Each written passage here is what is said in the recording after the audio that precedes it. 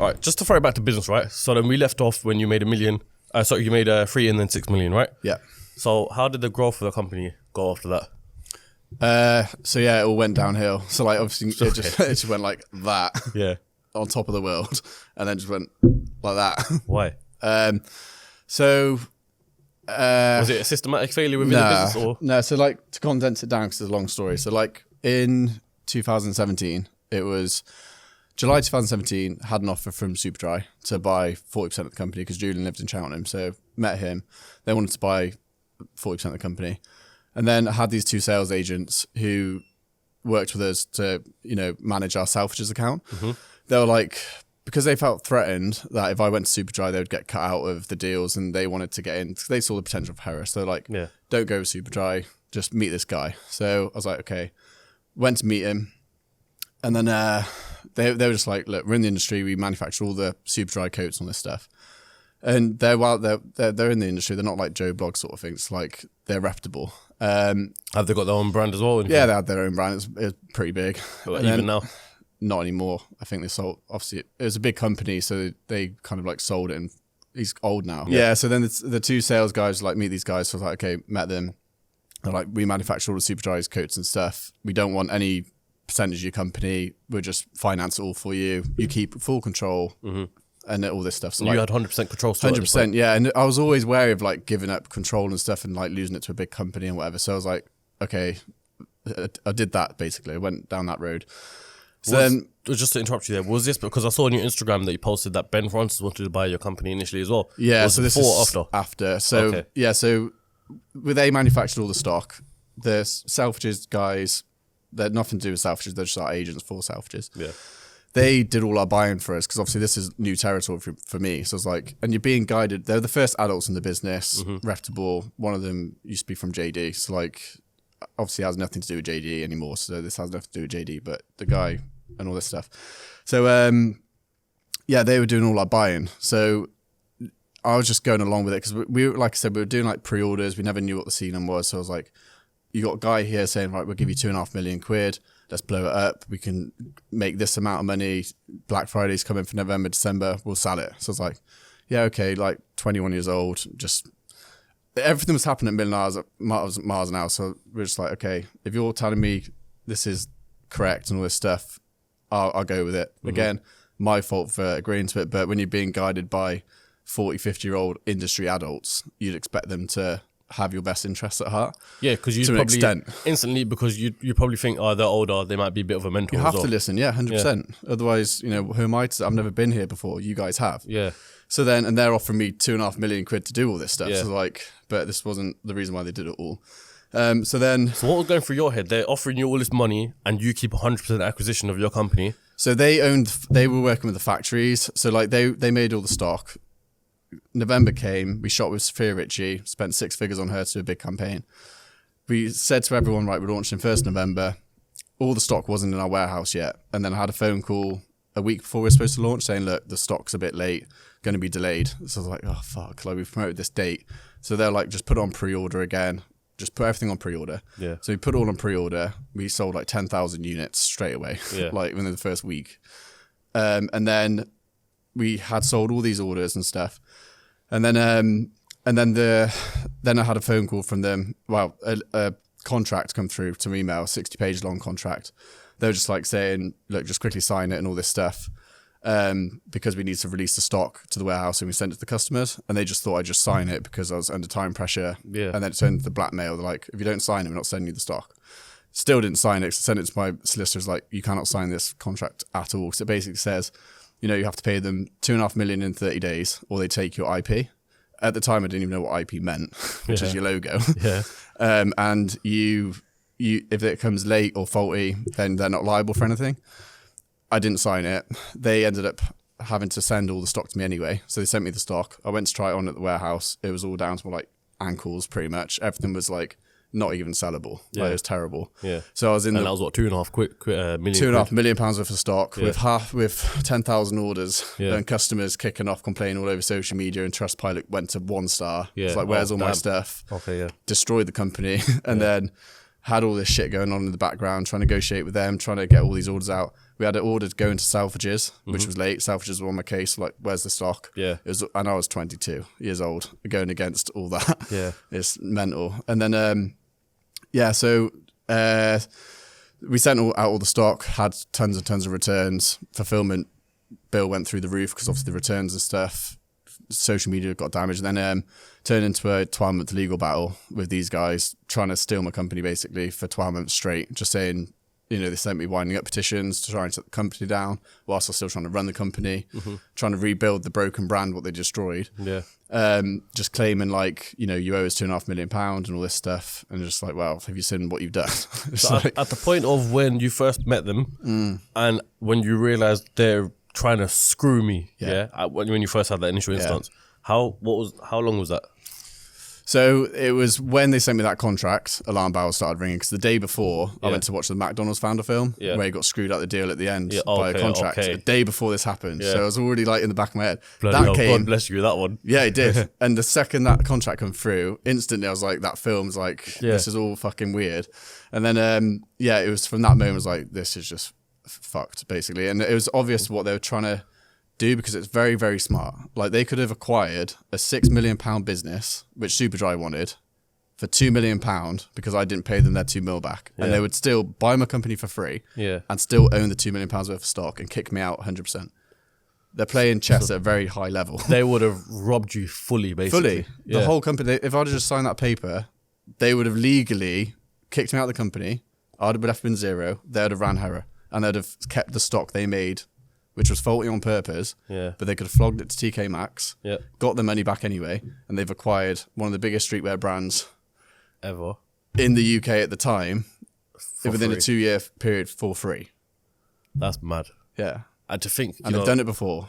I've done many podcasts right now, so I know how business can be dirty sometimes as well, from other business owners that I've spoken to. But that is on another level. Yeah, so obviously this was all kicking off in like December, January, where it's like they were sending me winding up petitions. And then luckily, I had a good relationship with Ben Francis like before, because Noel used to shoot for Hera in 2016. So I met Ben. And then I phoned Ben up. I was like, Ben, I'm in some serious shit. Yeah. Like, serious shit. There's like next day, set me up a meeting. Like, he's always been great to me. Met Paul and Steve for the first time. Told them the situation. They were like in disbelief. They're like, fuck. Like, no one orders £2 million worth of stock as a £3 million business. Did they know of these guys? We turned over £3 million, yeah. They went and ordered £2 million of stock at cost. Okay. It's nuts. Yeah. But I didn't know any of this stuff. Like, I just wasn't educated. Like, did Ben and his team know about these guys? They didn't, but the other guys I spoke to did. And yeah, so it's just like they got a reputation in that industry. For doing the same thing. Yeah. So it's just like, I spoke to Ben. They offered to buy 75% of the company. Yeah.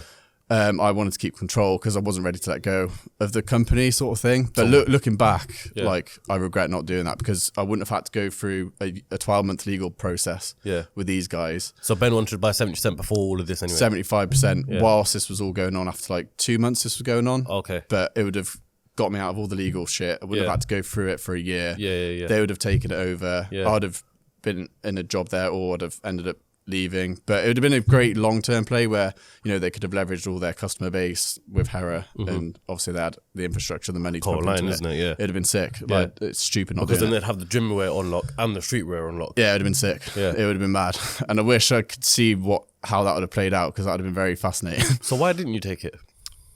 I was thinking at the time, it was all about control. Like, I just did not want to. Maybe it's to do with my previous relationships, and like I clung on to it because it's maybe a psychological issue of like, I don't want it to leave me, sort of thing. And like, I just never wanted to let go of control because I was always scared. And bearing in mind, I've gone through this process with these guys who tried to screw me. So like, my trust was damaged massively. So I had my guard up all the time. I was like, who the fuck can you trust? And it's like all this stuff. So, but it's still risky because like that deal, like, yes, it's unbelievable. It's the best deal possible. But the problem is like, I would have received nothing for the company. It would have just gone on to the debt, and it would have been a longer term play. Yeah.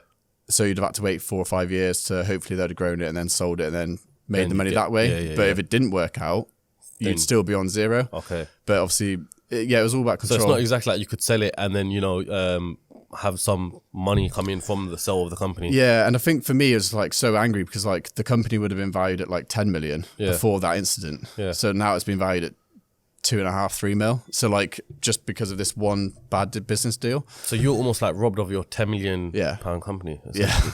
Yeah. So That's crazy.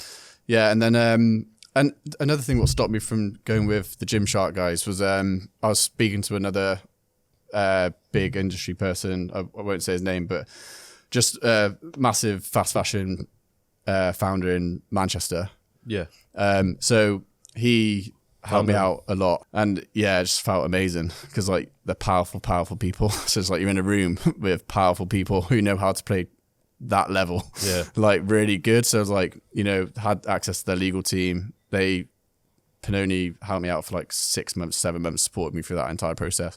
They supported me through it, and then it was just a big game of chess. So like those guys wanted at the end 49% of the company, but they wanted to give me a loan instead of equity, and I was like, it's just not going to work because like I don't want to have debt because like what's the point of giving halfway my company just to owe you the money? Yeah, I wanted like what Gymshark was doing, but to like get rid of the debt. Yeah. So then I was like, okay, well, I just went along with that because I tried to get the deal to change to buy equity. Yeah. So then I remember it was like July.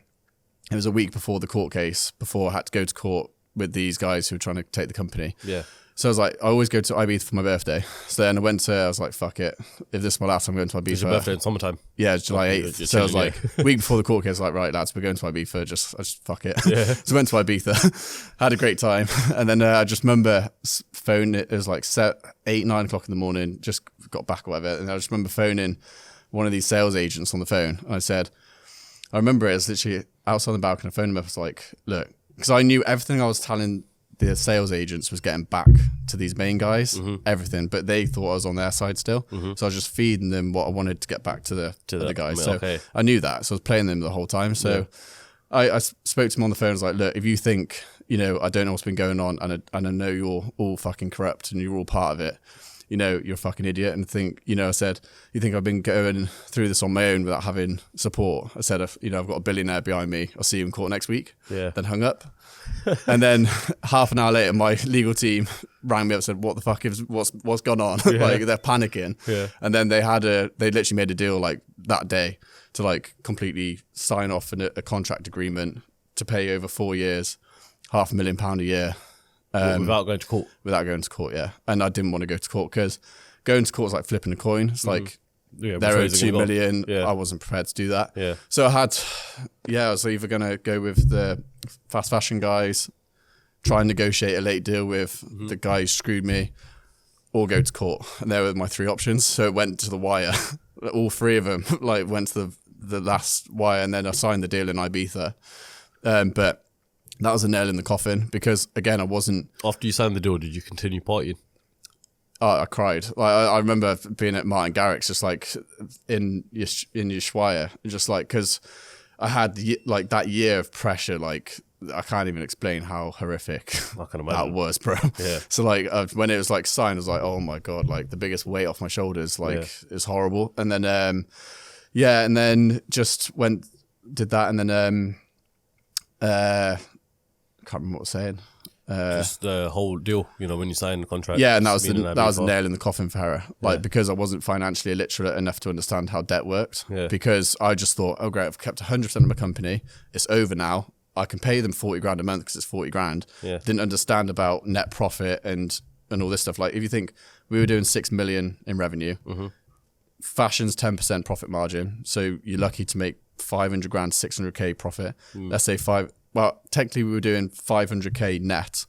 So yeah, something like that. We were doing 6 million in gross revenue. So when you net that down, you're making about 500,000 in net profit. Yeah. So 100% of our net profit is going towards these guys. Yeah. So when it's bootstrapped and there's no extra money, how do you grow? It's impossible because the only way you grow is by using your profit to grow, buy more stock, influence and all that stuff. What do you think? I know this might sound like such a stupid question, yeah? How do you think it would have played out, and what do you think would have happened if you didn't watch that McDonald's Founders film? I'm not gonna. I wouldn't have signed it anyway, but it was just a very big coincidence, and it did like hit me more than it would. But I wouldn't have signed that contract anyway. But yeah, it played. We need an on Ash my White mind film. a lot of people say that.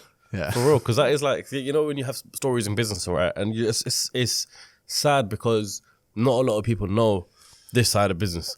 You know, everyone sees the glory and the success, and you know, people talk about the struggles and whatnot, but no one is ever spoken about the people that the length that people go to, the dirtiness in business when you get to that level, and how much of a madness actually goes on behind the scenes, and how much nothing comes out. You know, I remember Lewis Morgan said skeletons in the closet. Do you know what I mean? It's crazy. Yeah, because obviously, do you know obviously Logan Paul and stuff? Yeah. His best mate Mike Malak, who's on Impulsive. He had a book written called The Fifth Vital. By Riley Reid. Riley J. Ford, sorry. Riley Reid's porn star. Riley, what she wrote that? Riley. Riley. She wrote his book, and then I spoke to her, and she's like, "Wow, your story's unbelievable. Like, I want to write your book." And she's like a New York best-time seller. She said the exact same thing. Like, this needs to like be a film, which is crazy. So she wants to write a book about the whole story. You gonna do it? Yeah, we're gonna do it. She's going through some like heavy personal issues at the minute, which I'm helping her through, like mentally, with something what happened with her sister. But when she's ready, then we'll do it. 100%. Is she American or is she English? Like, she's from America. Okay. Yeah. So then, moving forward now, after all of this has happened, and you know, potentially almost being robbed of your whole entire business or what you'd worked for, you decided to sell.